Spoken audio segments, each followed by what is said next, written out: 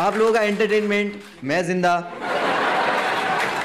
बस अभी सेफ रहेंगे, कोई रिस्क नहीं लेंगे। यहाँ बेटी तो बेटी, तुम्हारे बेटे भी सेफ नहीं है। रेप मॉलेस्टेशन और बढ़ते वायलेंस के चलते हर रोज ना जाने कितने ही मासूमों की जानें चली जा रही है, पर तुम्हें उनसे कोई फर्क नहीं पड़ता। तुम्हें फर्क पड़ता है तो किससे? एक बेतुके से बकचोद शो में एक बकचोद इंसान के करे एक सेंसलेस मजाक से, जिसे ना जाने इससे पहले कितनी ही दफा अलग अलग प्लेटफॉर्म्स और चैनल्स पर कहा जा चुका है। इनफैक्ट जिन शोज पर ये सेम मजाक पहले किया गया है उनमें से एक शो तो इस देश के सबसे बड़े कॉमेडियन का है, जो कि नेशनल टेलीविजन पर दिखाया जाता था। तो उस वक्त कहाँ थे तुम? तब तो तुम सब अपनी पूरी फैमिली के साथ उन शोज को एंजॉय किया करते थे। आज एकदम से वही मजाक तुम्हारे सेंटिमेंट को हर्ट करने लगा, तुम्हारी जनरेशन को बिगाड़ने लगा। सीरियसली यार, किस जनरेशन को बिगाड़ने की बात कर रहे हो तुम? वो जो अपनी प्यूबर्टी फूटने से पहले ही ठेकों के आगे लाइनें लगाया करती है, या फिर वो जो अपने स्कूल पास आउट होने से पहले ही ड्रग्स वगैरह करके अपनी लाइफ स्पॉइल करती नजर आती है, वो जो जरा सी बात पर ऑफेंड होकर बड़े बड़े दंगे फसाद पर उतर आती है, या फिर वो जो अपने माँ बाप की कम और अपने सो कॉल्ड इन्फ्लुएंसर की इज्जत ज्यादा करती नजर आती है, या फिर इन सबसे भी ऊपर वाली जो अपनी जगह बनाने के लिए अपने ही लोगों पर लाठियां और पत्थर बरसाती है, या फिर वो जो आज रिलेशनशिप को जस्ट एक गेम समझती है जहां वो बस अपने पार्टनर के साथ बेंचिंग और सिचुएशनशिप जैसे चुतियापे करने में बिलीव करती है। इस जनरेशन को बिगाड़ने की बात कर रहे हो तुम? मुझे यार सीरियसली समझ नहीं आता कि क्यों आए दिन हमें ऐसे केसेस देखने को मिलते हैं जहां कोई कम्युनिटी, कुछ लोग जस्ट एक जोक की वजह से ऑफेंड हो जाते हैं और उस इंसान को जेल भिजवाने तक की मांग करने लगते हैं। मतलब इस बीतते वक्त के साथ जहां एक दुनिया इतनी आगे बढ़ चुकी है कि वर्चुअल रियलिटी और स्पेस में रहने तक के सपने देखने लगी है, वहीं एक दुनिया ऐसी है जो बस एक मजाक से ऑफेंड होकर दिन रात बस उसी पर बात विवाद करती नजर आती है, अपने ही लोगों को मर्डर और रेप की धमकियां देने लगती है और उनका करियर खत्म होते देखना चाहती है। सोचने वाली बात है जहां एक शो के क्रिएटर खुद ये कहकर अपने शो को इंट्रोड्यूस कर रहे हैं कि इस शो का कोई पॉइंट नहीं है, ये बस लोगों के एंटरटेनमेंट के लिए बनाया एक बकचोद शो है जिसकी स्पेशलिटी बस इतनी है, इसे पूरी तरह रॉ रखने की कोशिश की जाती है। तो फिर ऐसे शो पर कहीं किसी भी बात से आप कैसे ऑफेंड हो सकते हो? आप उन बातों को सीरियसली भी कैसे ले सकते हो यार? बट फिर भी अगर तुम्हें रणवीर के करे उस मजाक से प्रॉब्लम है, तो सालों पहले जब यही बात नेशनल टेलीविजन पर एक पारिवारिक शो में इस देश के सबसे बड़े कॉमेडियन के थ्रू कही गई थी, तब कहाँ थे तुम? अगर तुम्हें समय के शो पर दी हुई गालियों से प्रॉब्लम है, तो यही गालियां जब पाताल लोक, फैमिली मैन, मिर्जापुर और सेक्रेट गेम जैसे बथेरे शोज में दी गई थी, तब कहाँ थे तुम? इनफैक्ट शोज ही क्यों, इन्हीं गालियों की भरमार से जब गंगाजल, गैंग्स ऑफ वासेपुर और सात उचक्के जैसी ना जाने कितनी ही मूवीज थिएटर्स में दिखाई गई थी, तब कहाँ थे तुम? अगर वो गलत था तो ये भी गलत है, पर अगर वो सही तो ये गलत कैसे? और कम ऑन यार, जो लोग ये कह रहे हैं ना कि रणवीर हमारे माँ बाप के बारे में ऐसी घिनौनी बात कैसे कर सकता है, तो सालों से जिन हजारों गालियों का इस्तेमाल तुम अपने गुस्से और आम भाषा में करते आ रहे हो, उसमें बड़ा तुम हमारे माँ बाप की पूजा करने की बात करते हो। सीरियसली यार, क्या इस देश में कोई मुद्दा, कोई मुसीबत ऐसी जरूरी नहीं बची जो तुम बस एक मजाक को इस देश का सबसे बड़ा इशू बनाकर बैठ गए? एक मिनट जरा ठहर कर देखो तो सही, तुम किसके खिलाफ अपनी आवाज उठा रहे हो? अतुल सुभाष और कोलकाता की उस बच्ची की तरह ना जाने कितने ही केसेस पर तो तुमसे रत्ती भर ध्यान नहीं दिया गया, और किसी फेमस इंसान के एक बचकाने मजाक पर तुमसे आज लड़ खड़े हुए हो। क्या सच में जान से ज्यादा तुम्हारे लिए बस एक मजाक है? पता है, इस शो के इंट्रो में एक बात तो बहुत सही की गई थी, इस शो की व्यूअरशिप से ये पता चलेगा कि कौन कितना बेरोजगार है, क्योंकि जो तमाशा हमें देखने को मिल रहा है वो ऐसे लोगों से एक्सपेक्ट किया जा सकता था। और भाई देखो तो जरा इन लोगों को लीड करते कौन नजर आ रहे हैं? वो सेलिब्रिटीज जो आज कैमरा के सामने आकर अपनी एक सात्विक सी इमेज लेकर लेटेंट एंड उस पर आए सभी आर्टिस्ट को यूथ का सबसे बड़ा खतरा बता रहे हैं, पर खुद गालियों से भरी मूवीज और सीरीज में काम करते नजर आते हैं, अपने गानों में वायलेंस और वल्गरिटी को प्रमोट भी करते नजर आते हैं। या फिर वो सोशल मीडिया जर्नलिस्ट जो कुछ चंद वीडियोस पहले ही सेम आर्टिस्ट को एप्रिशिएट और एडमायर करते नजर आए थे और खुद को उनका फैन बता रहे थे, और आज एकदम से इस सेंसलेस कंट्रोवर्सी में व्यूज के लालच में आकर बातों को इतना बड़ा चढ़ाकर प्रेजेंट करते हैं जिसमें सारी लिमिट्स क्रॉस होती नजर आ रही है। भाई साहब समय के पेरेंट्स और उनकी परवरिश तक पर सवाल उठा रहे हैं। भाई फॉर योर काइंड इन्फॉर्मेशन, जिस चीज को गंदा और घटिया तुम लोग बता रहे हो ना, उससे ज्यादा घटिया और लीचड़ हरकत तो तुमने खुद करी है अपने वीडियो में एक बेसलेस बात के लिए किसी के माँ बाप पर सवाल उठाकर। और मैं ये भी कह सकता हूँ कि आज के बाद दोगलेपन और एक लीचड़ इंसान का सबसे बड़ा चेहरा तुम्हें ही कंसिडर किया जाएगा। यार जरा भी शर्म आती है तुम्हें? या फिर हर चीज को बस धंधा समझकर काम करते रहते हो? एक ही कम्युनिटी में काम करते हुए, एक ही देश में रहते हुए तुम अपने ही लोगों को बर्बाद करने के बारे में कैसे सोच सकते हो? तुमसे कुछ यूनिक और अच्छा काम होता नहीं है, और जो बेचारे मेहनत करके दिमाग लगाकर आगे बढ़ते हैं उसे तुम लोग बढ़ने नहीं देते। देश के लिए सबसे बड़ा खतरा तो तुम लोग हो। देखो यार, हमारा देश किसी से पीछे नहीं, ना ही हमारे देश में कभी टैलेंट्स की कमी रही है, पर हमारे देश को पीछे खींचते हैं ऐसे लोग जिनकी वजह से एक इंडिविजुअल इंडिपेंडेंट थिंकिंग को ग्रो करने से पहले ही दबा दिया जाता है। जब एक क्रिएटर को फ्रीडम ही नहीं होगी अपना कंटेंट निडर होकर बेझिझक दिखाने की, तो फिर आप कैसे एक्सपेक्ट कर सकते हो कि हमारे देश से भी वैसा कंटेंट और वैसा आर्टिस्ट निकले जो हमें एंटरटेन करे और वर्ल्ड वाइड अपनी एक अलग पहचान बनाए? आई डोंट नो आप लोगों ने इस पूरी भसड़ के अंदर बाकी चीजों पर कितना ध्यान दिया है, पर एक समराइज रूप में आप लोगों को थोड़ा एक आइडिया दे देता हूँ। अभी कुछ महीनों पहले एक मलयालम फिल्म मार्को के बारे में तो आप लोगों ने सुना ही होगा, जो कि सोशल मीडिया पर भी काफी ट्रेंड में रही थी। तो इसके मेकर्स प्रोड्यूसर्स ने इसका अनकट वर्जन OTT पर रिलीज करने का प्लान किया था, बट अभी उन्होंने एक अपॉलॉजी लेटर इशू किया है अपने फैंस के लिए, जिसमें उन्होंने बताया कि अनफॉर्चुनेटली वो ऐसा नहीं कर पाएंगे। रीजन हम सबको पता है। इनफैक्ट समय की तरह हर्ष गुजराल भी अपने चैनल पर एक्सपेरिमेंट करके एक शो को रन कर रहे थे, जिसके एपिसोड्स को उन्हें अब डिलीट करना पड़ा है। यहाँ तक कि मधुर विरली ने भी अपने चैनल से मल्टीपल वीडियोस को डिलीट किया है। और ये ट्रेंड यहीं तक सीमित नहीं है, बस्सी के अपकमिंग लखनऊ शो के लिए भी कुछ रेस्ट्रिक्शंस इशू किए जाने की मांग की जा रही है। और तुम सब इस गलतफहमी में तो बिल्कुल मत रहना कि ये सब कुछ थोड़े टाइम बाद में ठीक हो जाएगा, क्योंकि अगर एक बार हमारे यहाँ ब्रॉडकास्टिंग बिल लागू हो गया, डिजिटल प्लेटफॉर्म्स पर सेंसरशिप होना स्टार्ट हो गई, तो फिर इस देश में कोई इंडिपेंडेंट आर्टिस्ट अपनी एक्चुअल आवाज कभी नहीं उठा पाएगा, ना कुछ नया क्रिएट होगा, ना ही आर्टिस्ट अपनी बाउंड्रीज पुश कर पाएंगे। फिर देखना वही बाहर का कंटेंट और बाहर के आर्टिस्ट। यहाँ तो तुम्हें वही तमाशा देखने को मिलेगा जो अभी टीवी न्यूज चैनल्स पर देखने को मिलता है। यार देखो, पहली बात तो ये कभी इतना बड़ा मुद्दा था भी नहीं, और अगर कुछ लोगों के हिसाब से था भी तो रणवीर ने उन लोगों की रेस्पेक्ट करते हुए अगले ही दिन एक अपॉलॉजी वीडियो शेयर भी कर दी थी, जिसमें बंदे ने ये तक कहा था कि वो अपनी गलती के लिए बहुत शर्मिंदा है और वो आगे जाकर एक बेहतर इंसान बनने की कोशिश करेगा। और अगर इतना भी सफिशिएंट नहीं था तो कुछ ही दिनों बाद समय ने खुद लेटेंट के सारे वीडियोस डिलीट भी किए थे। तो ये मुद्दा तो कब का खत्म हो जाना चाहिए था यार। एक बचकाने मजाक के लिए आप और कितना ही एक्सपेक्ट करते हो। मैं तो कहता हूँ कहीं और माफी मंगवानी हो तो आई डोंट थिंक दोनों ही आर्टिस्ट को दिक्कत होगी। बेझिझक आप लोग इस चीज की डिमांड रखो, बट यार शो बंद करवाना, उसे बैन करने की डिमांड करना, उन लोगों को जेल भिजवाने की मांग करना सरासर बेवकूफी है। यार एक बात का ध्यान रखना, अपनी आवाज को ना बहुत सही तरह से और सही चीजों के लिए उठाना सीखो, वरना अगर यूं ही बचकानी चीजों पर अपनी आवाज को उठाते रहोगे तो भगवान ना करे जब एक्चुअल में तुम्हारी आवाज को सुनने की जरूरत होगी तो उसे भी यूं ही नजरअंदाज कर दिया जाएगा। उम्मीद करता हूँ आप लोगों को वीडियो पसंद आई होगी। हमें सपोर्ट करने के लिए आप लोग हमारे चैनल को सब्सक्राइब कर सकते हो, चाहो तो हमें इंस्टा पे फॉलो कर सकते हो। लिंक्स और घंटा दोनों आपको पता है कहाँ मिलेंगे। इसी के साथ मिलते हैं नेक्स्ट वीडियो में। जय हिंद।